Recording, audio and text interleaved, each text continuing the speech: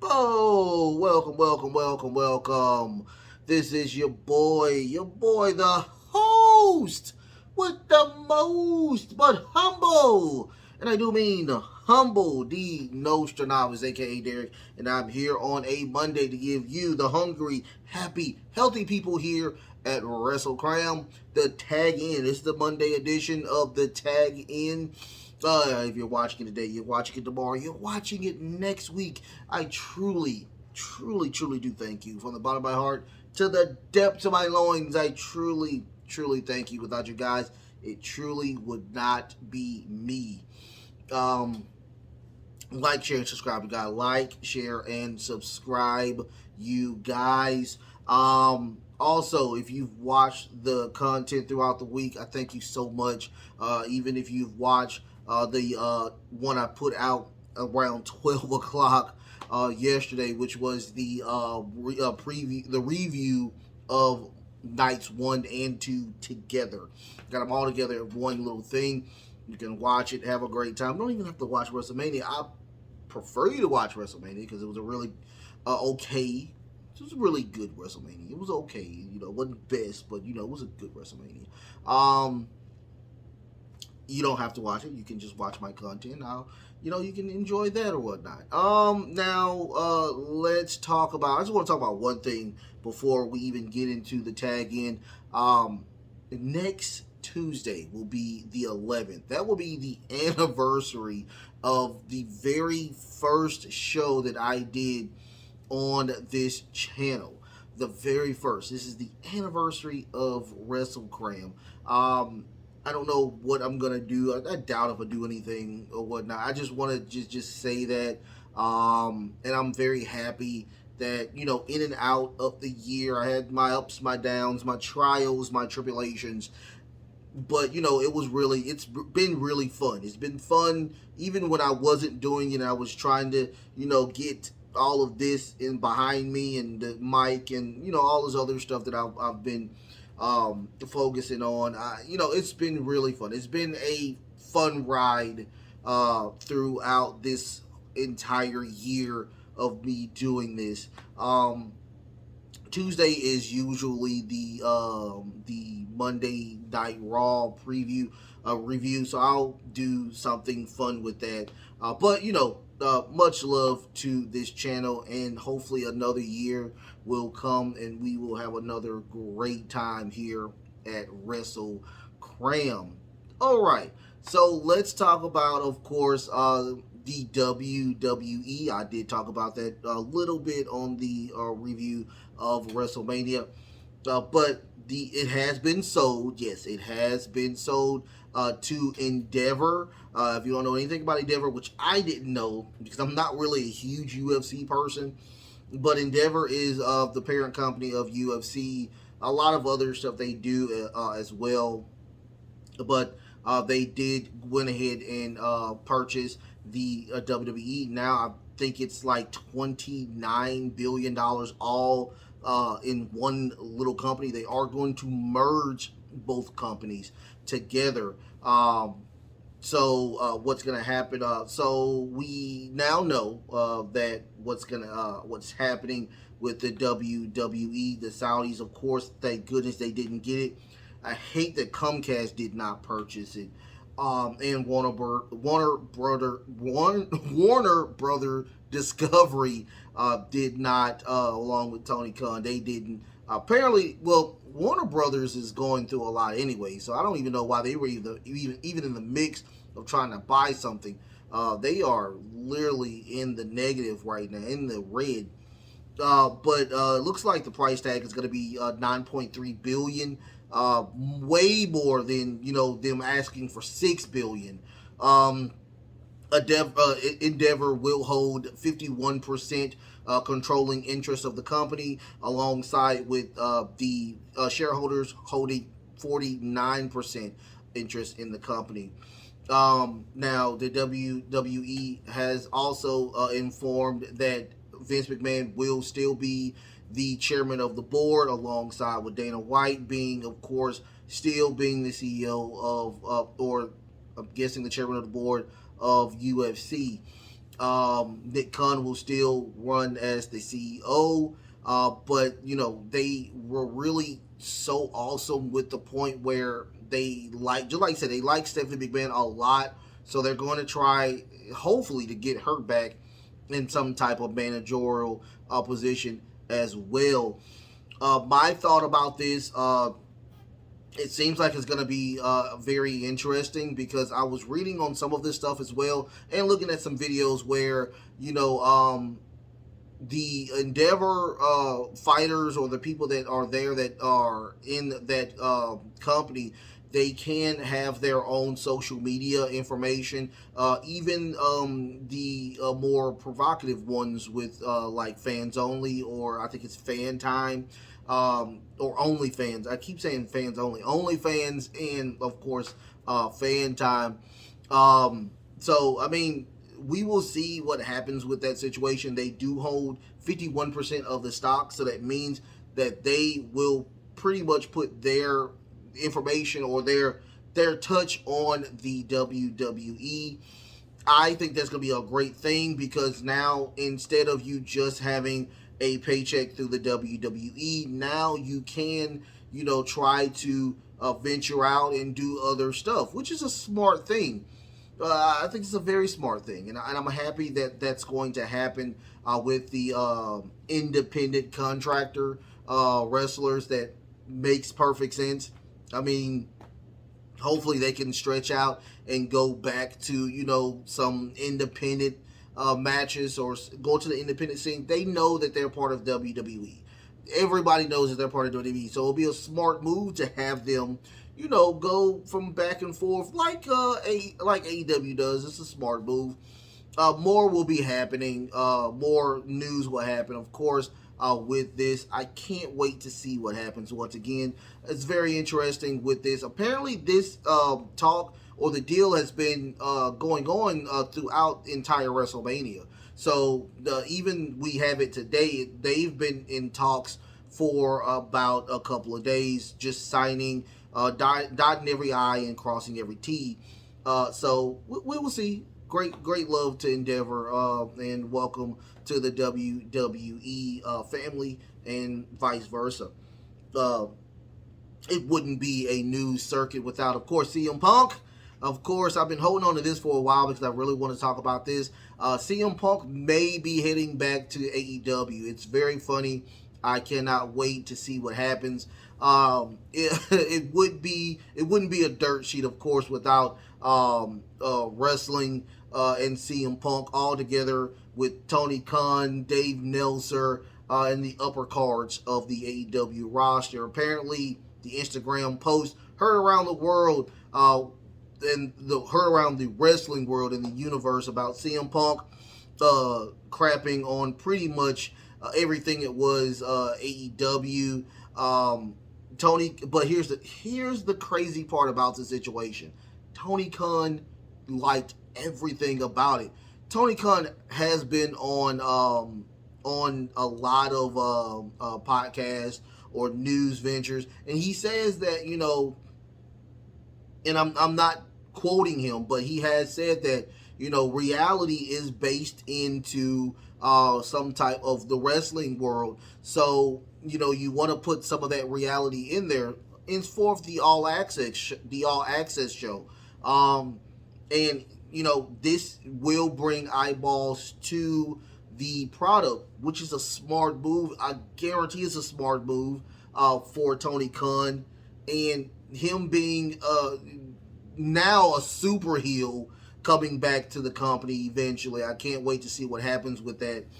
But even the crazy thing about it, Dax on the FTR podcast, go subscribe to that, you guys. The podcast was talking. He was saying that he got a message from Phil as well, saying that he was missing the fans a lot. Now, once again, there are not confirmations or guarantees that CM Punk is coming back, but more likely than not, he truly will. It seems like him and Tony Khan are in some type of conversation on trying to get a good angle for him to get back into the drama-filled AEW carousel. But it looks like it's going to be very awesome. I can't wait once again to see Phil Brooks, the plus Delta, coming back to the WWE, the AEW roster. But the upper card still looks like it's not going to be with them. Now, I guarantee CM Punk can make any mid-carder a great wrestler, a great angle. I guarantee that. Then they keep talking about MJF being on the side of the upper card, but I don't think so. I think him and Punk are really close. I mean, who cares about, the other people? I mean, apparently John doesn't like CM Punk. Chris Jericho has completely voiced his opinion on him being a cancer. But here's the thing. Chris Jericho also said that just because he is a cancer doesn't mean that we all can still work and coexist in the same area, which is the smartest thing you can ever say, because it does look like CM Punk is coming back. I mean, you don't have to talk to him. You don't do anything with him. You don't even have to put him in an angle, because Chris Jericho is in a really high position, other than being, of course, a wrestler, but he's in a super high position, so he really doesn't care.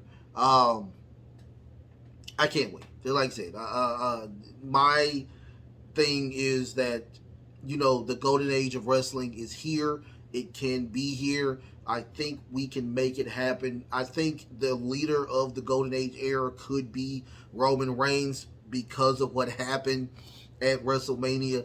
I mean, let's all just bring it in. I love it. I love wrestling. Wrestling is awesome. But, on some good news, now we have some not so good news.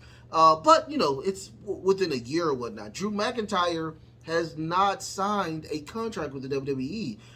So it's really weird. It's really weird.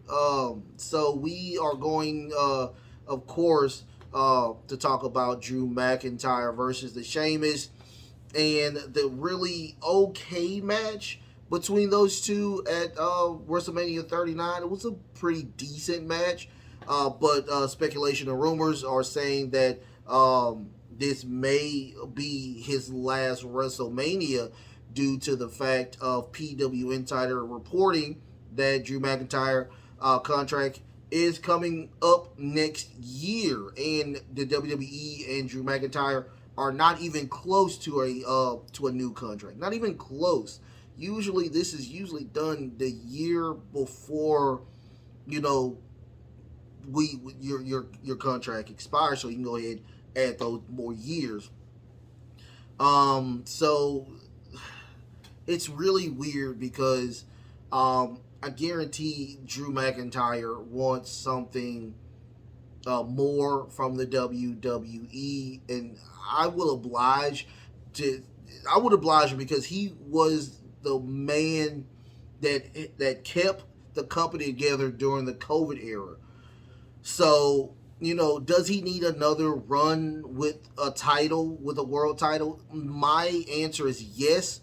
Full-heartedly, yes. He deserves a full run with a title, trying to make this work.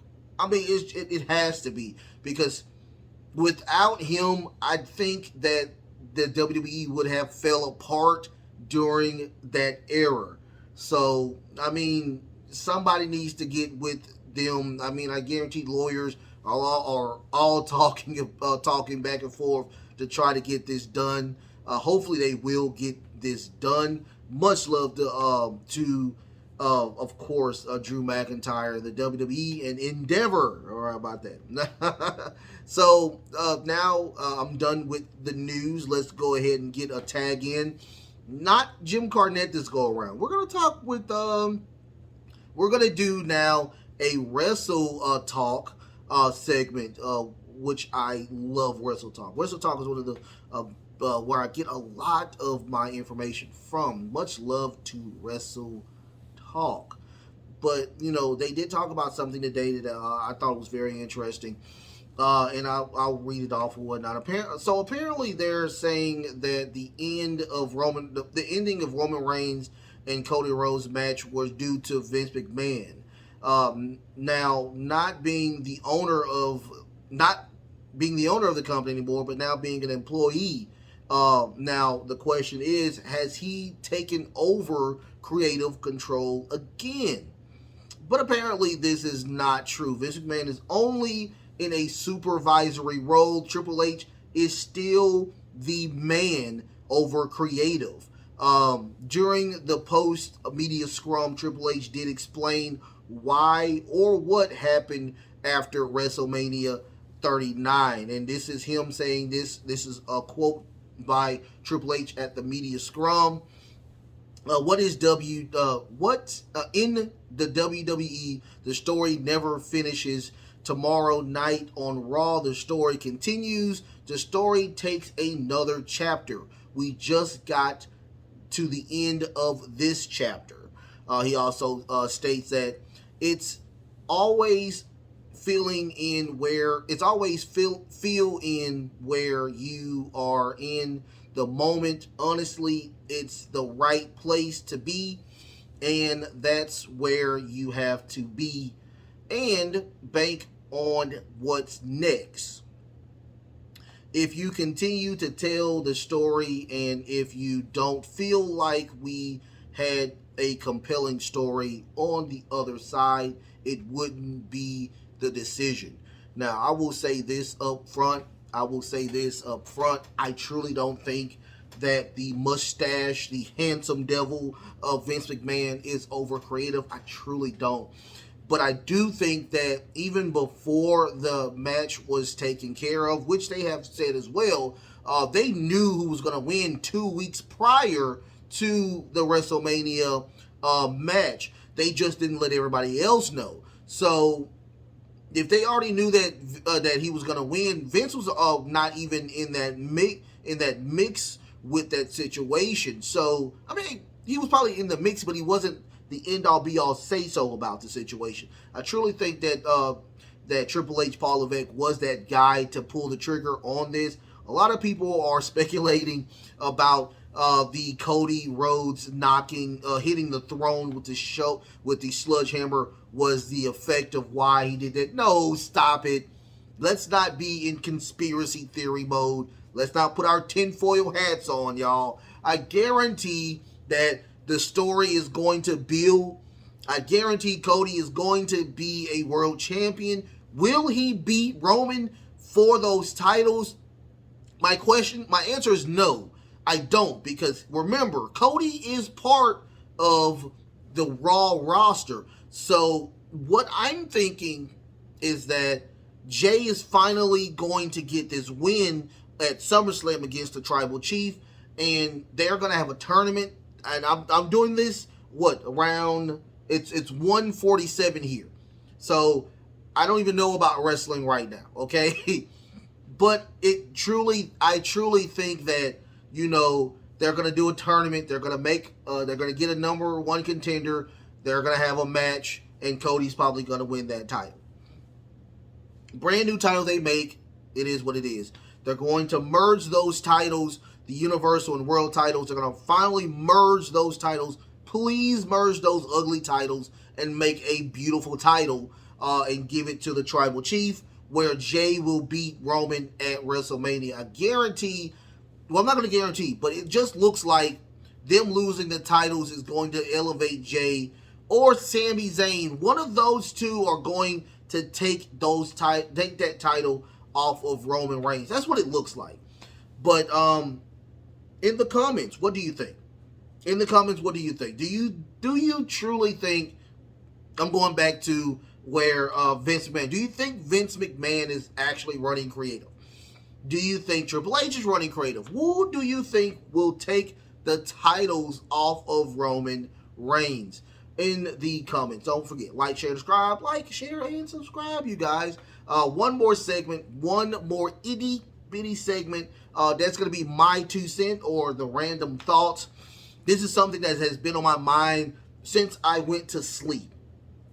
And yes, I will crap on creative on this. I'm gonna crap on Triple H on this. I'm gonna crap on all the writers on this because this is not cool. I was also looking at Wrestle Talk as well, and one of the people that is truly upset about the situation with the women's division as of right now is Asuka. Asuka is 0-5 in WrestleMania.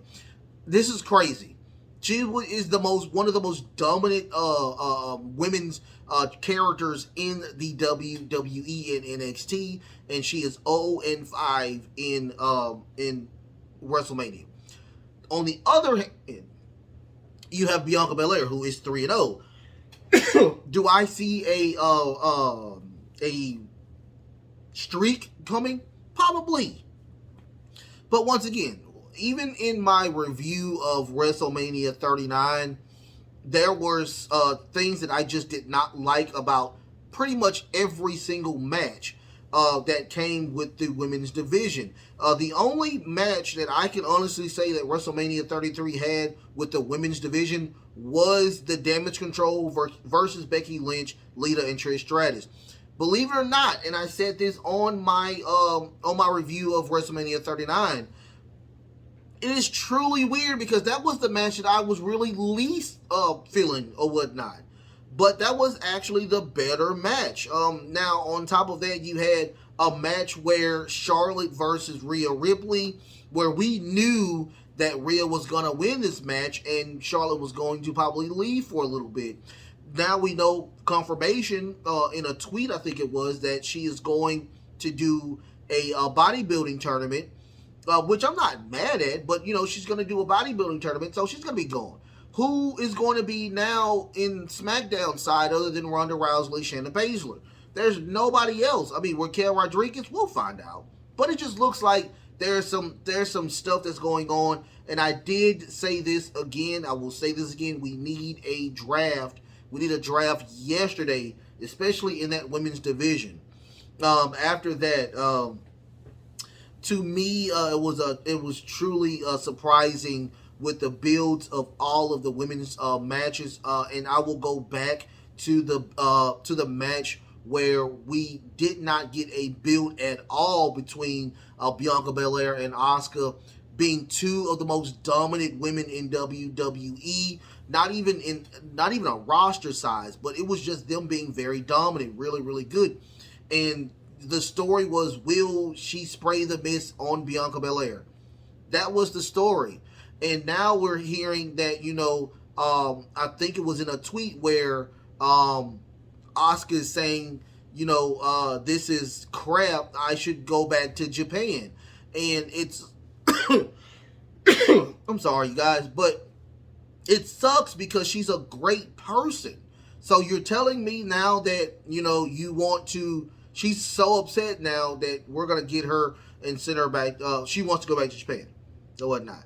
I don't know the contract, the contract with her, but it truly is saddening that we have this situation that, she just not feeling the WWE anymore. Her being there for a very long time from NXT and coming on to the main roster, being she is a grand champion. She has had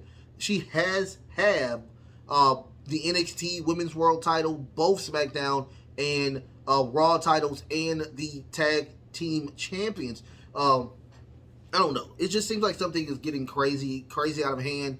And I will say this again, even though the match between Damage Control and Becky Lynch and Lita was a good match, my suggestion is still saying that Damage Control truly needed that win. You have legends who have been there for a long time, yes, but how long are they going to be there? That's my little thing. What's going on is that you have them for so long. You have Becky. I mean, you have Bayley, Io Sky, Dakota Kai under contract. They're under Legends contract, which is a super part-time contract. You will see them. You will see Bayley, Dakota Kai, Io Sky. You will see those three on a weekly basis. So it truly It truly baffles the mind, that we have this situation with the women's division. And let's not even talk about this garbage trash match of the showcase. I am still lost over both of them, but the men's were way better than the women's.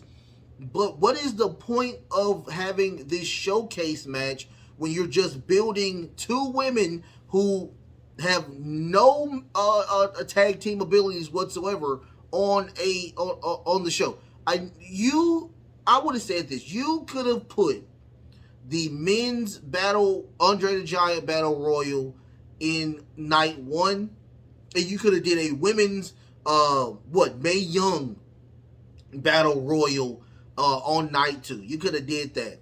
This tag is just a joke to me.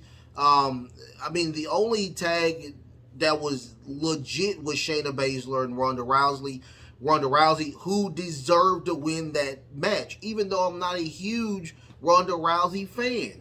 I mean, this is just getting really weird, and you know what this is the funniest part about this whole situation. The women's division in AEW is getting better. It's getting better. I mean, that storyline between the Outcasts and the Originals are actually flaring up and becoming even better. I don't know what's going on. I don't know who is the main writer of the women's division on both Raw and SmackDown.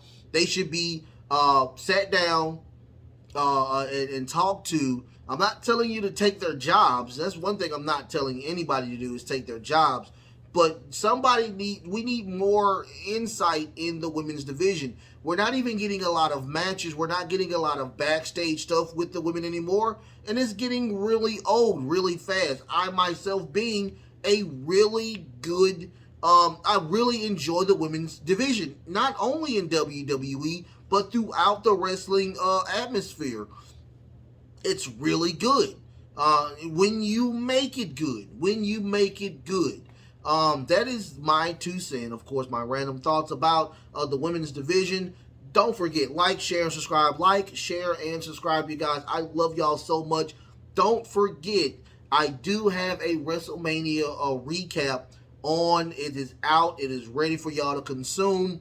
Also, do not forget, I do have a Facebook group. It is called the WrestleCram Super Club. Don't forget to go check that out. It is free to the public. I do not have it private. It is for everybody to have a great time and talk. I am there a lot. I do post a lot there, and you may get into a debate, friendly debate with me on there. I do not mind voicing my opinion. Trust me, and I will say this until my dying day. I am an average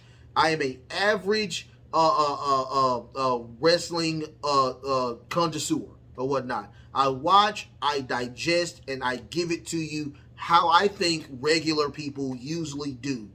That has always been there. I have been doing this almost a year. Next week, Tuesday, I've been doing this, and I stand by me being an average consumer of wrestling and news, and just giving it to you how I think everybody else should be doing it, okay? I love y'all so much. I will see y'all tomorrow, of course, on the recap of WrestleMania, the night after WrestleMania Raw and SmackDown. Don't forget, I will be doing AEW Dynamite, which will be a really good Dynamite. Can't wait to see that Dynamite that's going to happen.